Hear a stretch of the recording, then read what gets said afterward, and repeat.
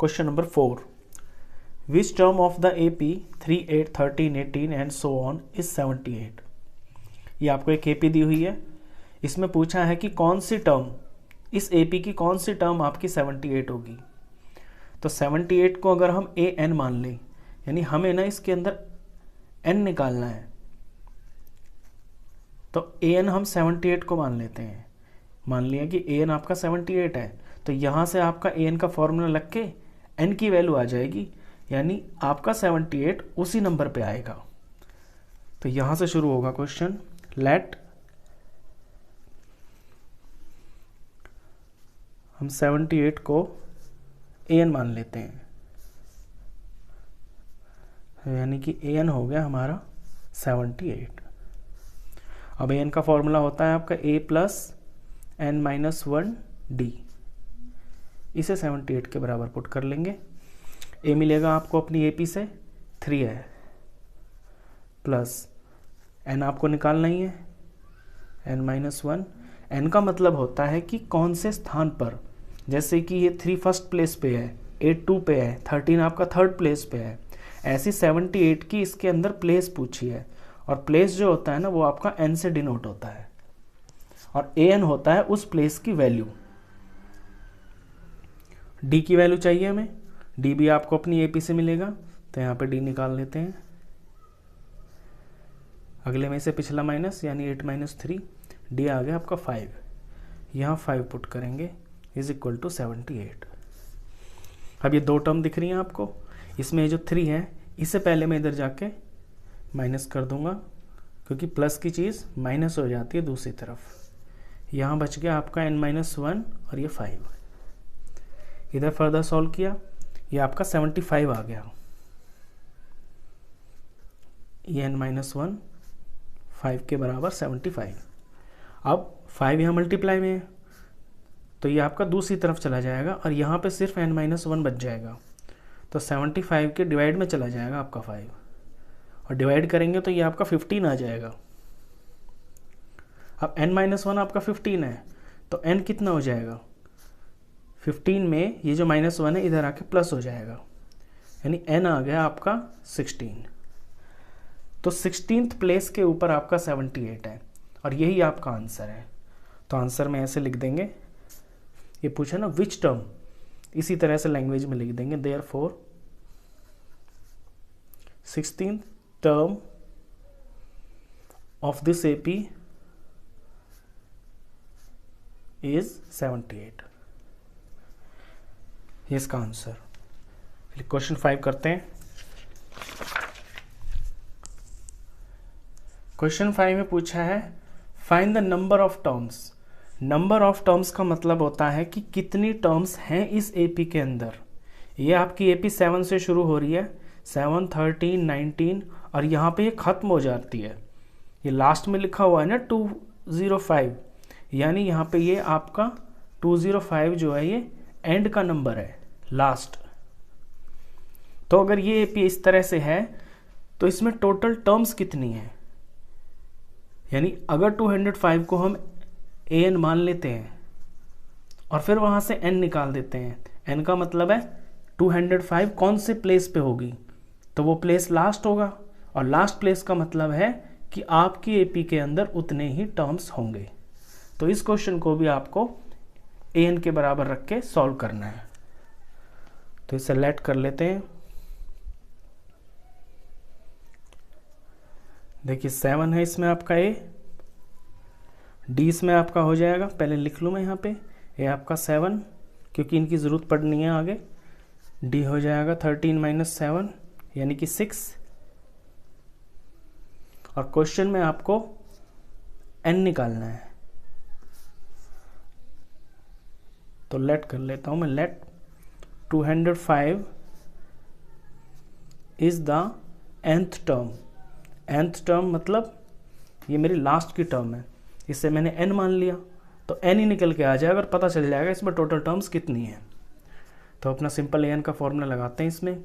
जब 205 को मैंने nth टर्म मान लिया, तो इसका मतलब ये है कि AN इज इक्वल टू 205। अब इधर AN का फॉर्मूला लगाते हैं, a plus n minus 1 d is equal to 205। a की वैल्यू 7 है, n तो आपको निकालना ही है, n minus 1 as it is, d आपका 6 है क्वेश्चन में, इज इक्वल टू 205। अब यहाँ पे ये दो टर्म्स आती हैं, ये हमेशा ना आपकी यहाँ पे दो टर्म आएंगी, a अकेला होता है और प्लस के साथ में ये ब्रैकेट और इनटू में ये आपका d होता है। तो उसके में ना आप ये वैल्यू अगर दे रखी है आपको तो इससे पहले मूव कर लिया करें, तो 205 और ये इधर आके -7 हो जाएगा, यहाँ बच जाएगा आपका n माइनस 1 और ब्रैकेट क्लोज और बाहर 6।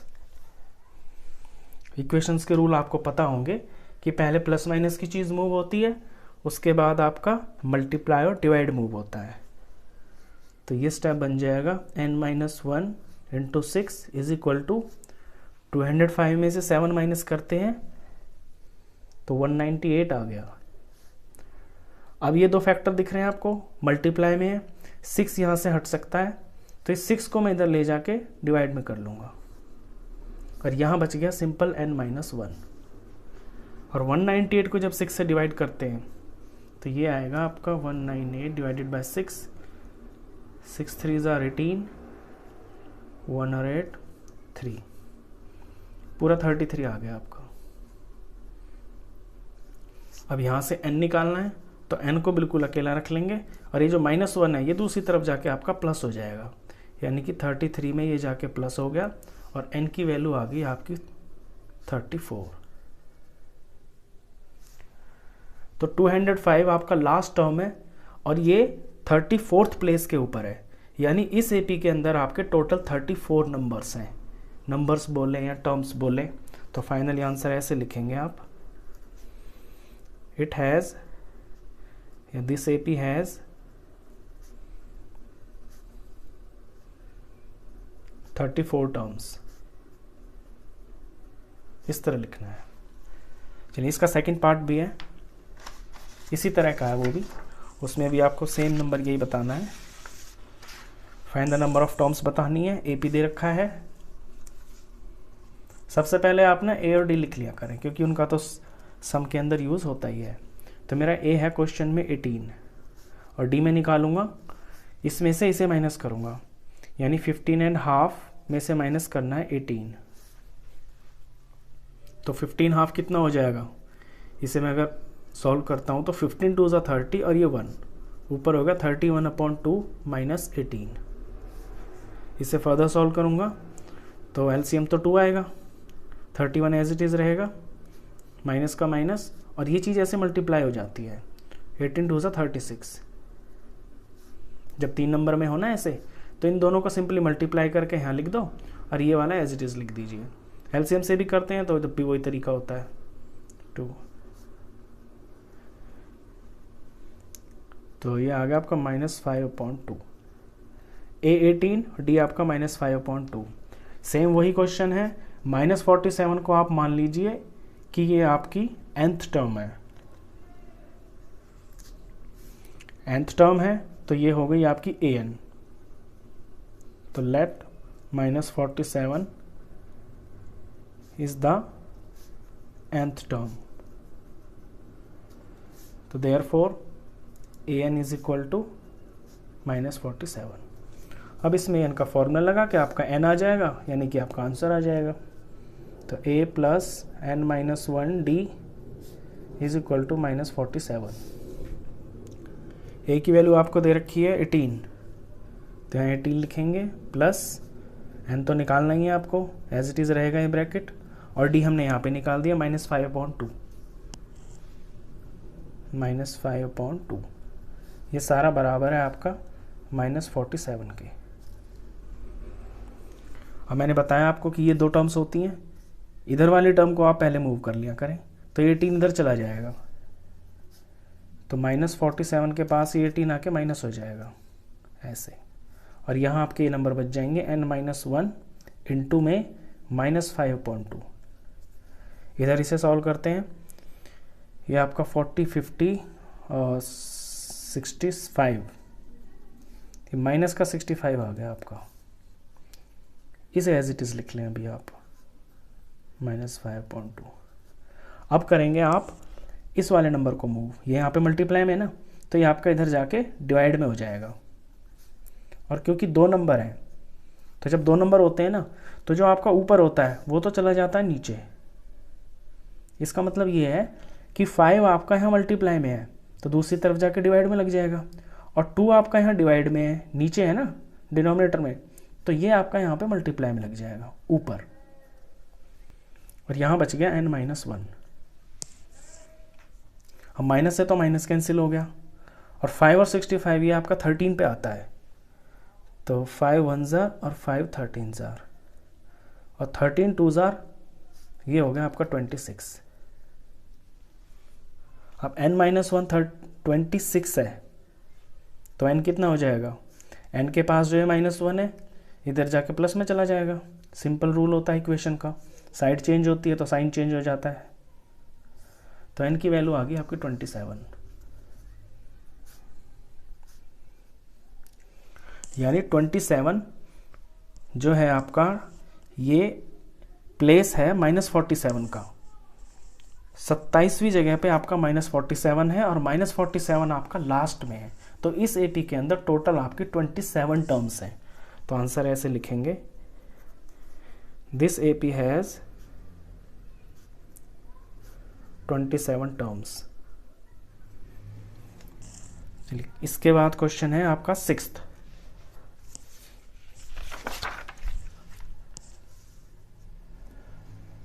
क्वेश्चन में कहता है check whether -150 is a term of the AP 11 8 5 2 and so on. ये कह रहा है कि ये जो -150 है ना, क्या इस एपी का कोई टर्म हो सकता है। अब टर्म हो सकता है या नहीं हो सकता, इसके लिए पता चलेगा कि हम मान लें कि -150 अपनी तरफ से मान लेते हैं पहले कि -150 ना एक इसका टर्म है, एज्यूम कर लेते हैं, और वो जो है आपका an की जगह पे है। मतलब ये टर्म ऐसे कहीं जा रही है, ये AP चलती जाएगी, और मान लिया कि 150 है कहीं पे, तो हमने an मान लिया -150। और उसके बाद सॉल्व करके अगर हमारा n एक नेचुरल नंबर आ जाता है, n अगर एक नेचुरल नंबर आ जाता है जिसे हम काउंटिंग नंबर भी बोलते हैं, तो यानी कि इसकी एक प्लेस है। मान लीजिए n आ जाए आपका यहाँ पे 40, तो इसका मतलब -150 40वीं जगह पे है। लेकिन अगर आपका n आ जाए ऐसे कुछ 30.6 माइनस में आ जाए या प्लस में आ जाए, तो फिर वो तो नहीं हो सकता, क्योंकि जो प्लेस होती है ना, जो n होता है, वो हमेशा आपका नेचुरल नंबर होता है। तो सिंपल सा ये है कि इस an को आप -150 मान लें और अपना n निकाल दें, और जैसा n आएगा उसके आधार पे पता चलेगा कि ये इस एपी का टर्म हो सकता है या नहीं हो सकता। तो let -150 is the nth term. मान लिया कि -150 कहीं पे आता है, तो अकॉर्डिंग टू an हो गया -150। अब सिंपल यहाँ पे an का फॉर्मूला लगाएंगे और अपना n निकालेंगे। an का फॉर्मूला आपको पता है, a + n-1 और ये आपका d इज इक्वल टू -150। अब a की वैल्यू भरनी है, a यानी कि आपकी AP का पहला नंबर, ये आपका 11 है, plus n-1 as it is रहेगा, n आपको पता ही नहीं है, और d आपको चाहिए, तो d यहाँ से निकाल लेते हैं। d होता है आपका अगले में से पिछला नंबर माइनस, यानी A2 में से A1 माइनस, तो 8 में से 11 माइनस हो गया, और d आ गया आपका -3। तो यहाँ ब्रैकेट में -3 लिखेंगे। अगर प्लस का नंबर होता तो मैं ऐसे भी लिख देता। ब्रैकेट का मतलब मल्टीप्लाई ही होता है। जब भी आपके इस तरह से ब्रैकेट में चिपके हुए नंबर हो ना, वो प्रोडक्ट होता है, इज इक्वल टू -150। अब सिंपल वही मैंने बताया, ये दो टर्म होती हैं आपकी, पहले आप इसे मूव कर लिया करें। तो ये जो 11 है ये इधर जाके माइनस हो जाएगा, तो -150 में -11, और यहाँ बच गया आपका n-1 इंटू में -3।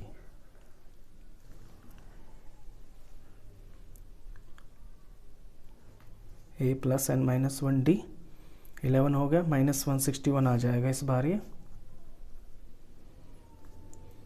और ये एज इट इज। अब -3 मल्टीप्लाई में है तो इधर जाके डिवाइड में हो जाएगा, यानी 161 के डिवाइड में चला गया आपका -3, और यहाँ रह गया आपका n-1। अब ब्रैकेट लगाने की ज़रूरत नहीं है आपको, क्योंकि अब तो ये तो यूज़ हो गया। अब माइनस से माइनस कैंसिल हो गया, ये हो गया आपका कैंसिल, और 161 को 3 से अगर डिवाइड करते हैं, चलिए अभी नहीं डिवाइड करते हैं, पहले पूरा नंबर बना लेते हैं इसको। ये मेरा 161/3 आ गया,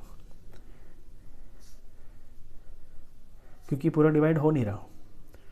अब -1 को इधर ले जाते हैं तो 161/3 के प्लस में चला जाएगा, और प्लस में जाके बनेगा ये, अब एलसीएम तो 3 आएगा।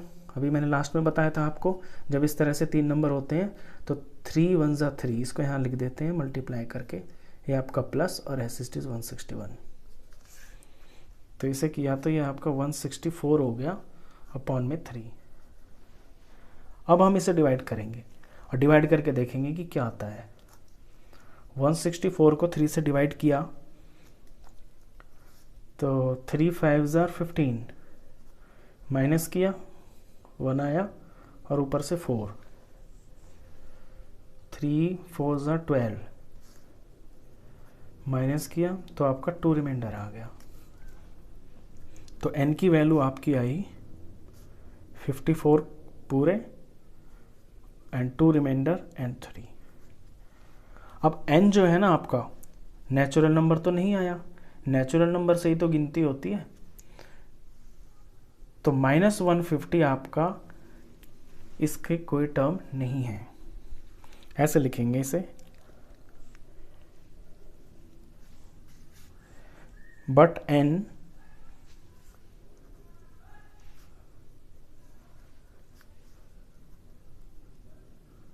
should be a natural number, लेकिन n तो नेचुरल नंबर होना चाहिए। So our assumption was wrong, यानी जो हमने मान लिया ना -150 को कि भैया ये इसका AP का टर्म है, तो हम गलत थे। Our assumption was wrong। -150 is not a term of this AP। Final answer ये है this, therefore -150 is not a term of this AP। तो ये जो n वाली चीज़ है ना, ये थोड़ा आपको मतलब वैसे तो आपको पता चल भी गई होगी, बहुत सारे अब तक आपने सम्स देख लिए, 5.2 की एक्सरसाइज पे पहुंच गए हैं, फिर भी मैं एक बार फिर से बता दूं आपको। देखिए n होती है आपकी प्लेस, जैसे ये आपकी AP चल रही है, यहाँ 2 है, यहाँ पे 4 है, यहाँ 6 है, यहाँ 8 है, यहाँ पे आपका 10 आएगा, तो A1 है ये, और ये जो 1 होता है ना यही n होता है, यानी इसकी फर्स्ट प्लेस है। अब ये A2 है, यानी सेकंड प्लेस में 4 है, ये A3 है, यानी थर्ड प्लेस पे कौन है, 6 है। अब ऐसा तो नहीं हो सकता कि सेकंड प्लेस पे तो 4 है और 2.5 प्लेस पे कोई और हो, क्योंकि प्लेसेस तो प्लेस ही होती है, पहली दूसरी तीसरी चौथी पांचवी छठी, वो कभी डेसिमल में नहीं हो सकती, वो आपका कभी फ्रैक्शन में नहीं हो सकती, वो आपका कभी नेगेटिव में नहीं हो सकती। तो ये होता है इनका चक्कर। चलिए क्वेश्चन नंबर 7 करते हैं नेक्स्ट।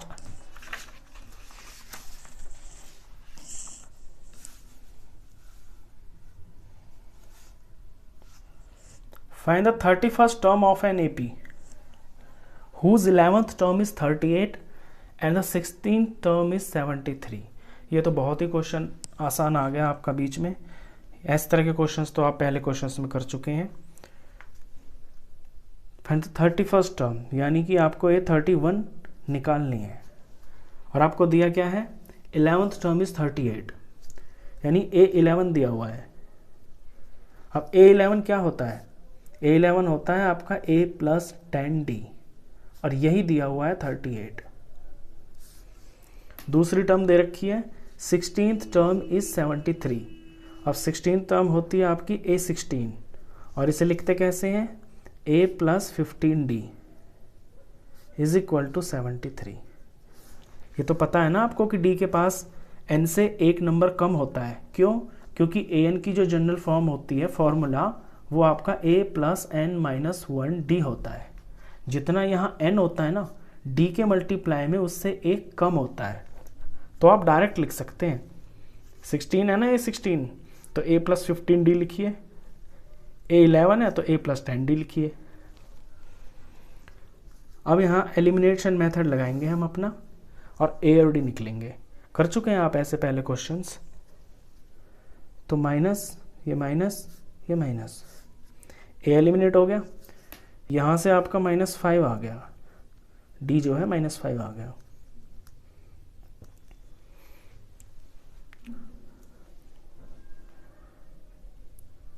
और इनको माइनस किया तो ये आपका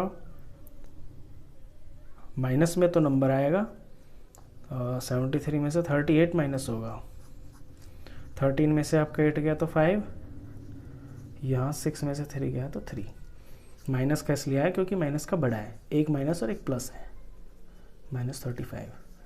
तो D की वैल्यू आ गई आपकी -35 अपॉन में -5, यानी D आ गया आपका 7।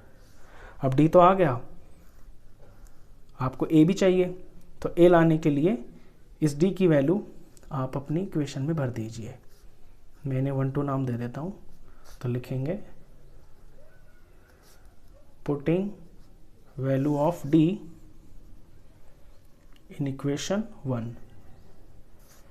तो A की जगह खाली प्लस 10 का 10 और D की जगह 7 ले लीजिए, इज इक्वल टू 38।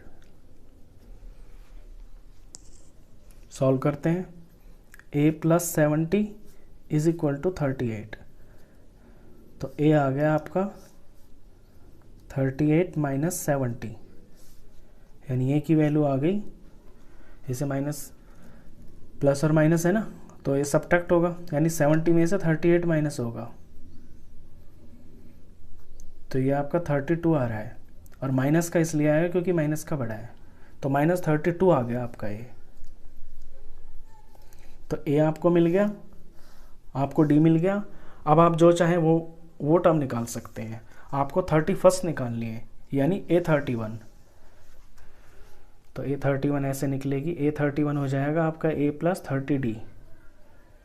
A में वैल्यू भरिए A की -32, प्लस का प्लस, 30 का 30, D में वैल्यू भरिए D की जो कि 7 है, ये -32 हो गया, 7 3 ज़ा 21, और ये 0, एक प्लस का और एक माइनस का, तो सब्ट्रैक्ट होंगे, तो इन्हें सब्ट्रैक्ट करते हैं। 210 में से 32 माइनस हुआ, तो 10 में से 2 गया तो 8, यहाँ 0 बच गया, 10 हो गया, 10 में से 3 गया आपका 7, यहाँ 1 बच गया, 178 आएगा, और प्लस का आएगा क्योंकि प्लस का नंबर आपका बड़ा है। यही आपका आंसर है। तो आंसर ऐसे लिख देंगे, 31st टर्म इज 178। ये आपका आंसर। चलिए 8th क्वेश्चन और कर लेते हैं इसका।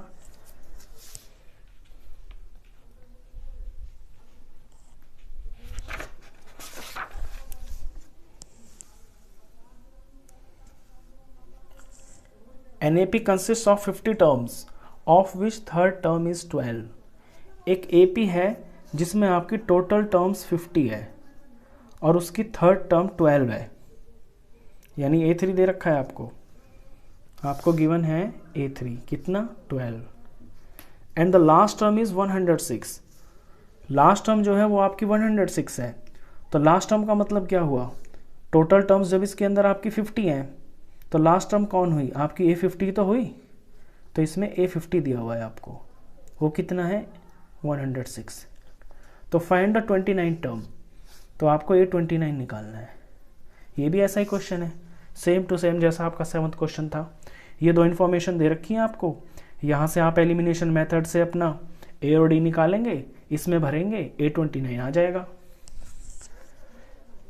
इसमें बस ये चीज़ थोड़ी यहाँ पे अलग दे दी कि 50 टर्म्स टोटल हैं, तो बच्चे को डायरेक्ट नहीं बताया कि कौन सी टर्म क्या है, लेकिन यहाँ लिख दिया कि लास्ट टर्म 106 है, तो लास्ट अपने आप ही समझ जाएगा बच्चा।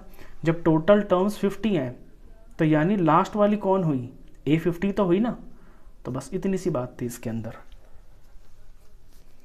तो आपको गिवन है A3 थर्ड टर्म 12, और A3 को कैसे लिख सकते हैं, A+2D।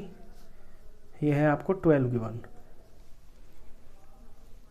दूसरी चीज़ आपको A50 दे रखी है, A50 को कैसे लिखेंगे, A और 50 में से एक कम यानी 49, तो आपके D हो गए 49 इज इक्वल टू, ये दे रखा है आपको 106। चलिए बन गई आपकी equation, linear equation in two variables. Subtract करेंगे तो माइनस हो गया, ये माइनस हो गया, ये माइनस हो गया, A आपका एलिमिनेट हो गया पूरा पूरा, D बच गया आपके, एक प्लस और एक माइनस है ना, तो 49 में से 2 माइनस हो जाएंगे, माइनस का 47 बच गया। और इधर ये भी प्लस माइनस के हैं तो सबट्रैक्ट होंगे, तो 106 में से 12 माइनस हो रहा है, 6 में से 2 गया, आपका आया 4, और 10 में से 1 गया तो ये आया आपका 9, और क्योंकि माइनस का बड़ा है तो -94 आ गया। तो D की वैल्यू आ गई -94 अपॉन में, D के पास मल्टीप्लाई में 47 है माइनस का, तो ये आपका डिवाइड में आ जाएगा, माइनस से माइनस कैंसिल हो गया, और 47 2 94 होता है, तो D तो आपका सिंपल 2 आ गया। अब A और चाहिए आपको, तो A लाने के लिए अपनी फर्स्ट में या सेकंड में जिसमें आपका मन चाहे उसमें D की वैल्यू भर दीजिए, आपका A आ जाएगा। मैं फर्स्ट में पुट कर देता हूँ, लैंग्वेज लिखूंगा, putting value of D in equation first. First equation है मेरी A+2D, तो 2 की जगह 2 भरना है मेरे को, A+2D इज इक्वल टू 12, तो A+2 2 4 हो गया इज इक्वल टू 12, तो A की वैल्यू आ जाएगी 12, और प्लस का 4 है तो इधर जाके माइनस हो जाएगा, A की वैल्यू आ गई 8। अब A मिल गया मेरे को, D मुझे मिल गया, मुझे निकालनी है 29 टर्म यानी कि A29, तो यहाँ पे आंसर है A29 का मतलब A+28D। वैल्यू पुट करते हैं, A की जगह 8 लिखना है, 28 एज इट इज, और मल्टीप्लाई में D की वैल्यू यानी कि 2,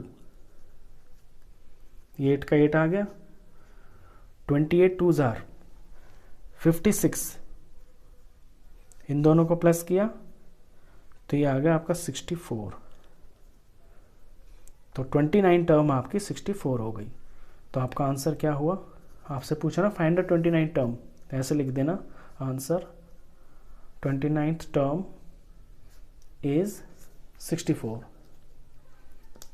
ये क्वेश्चन खत्म।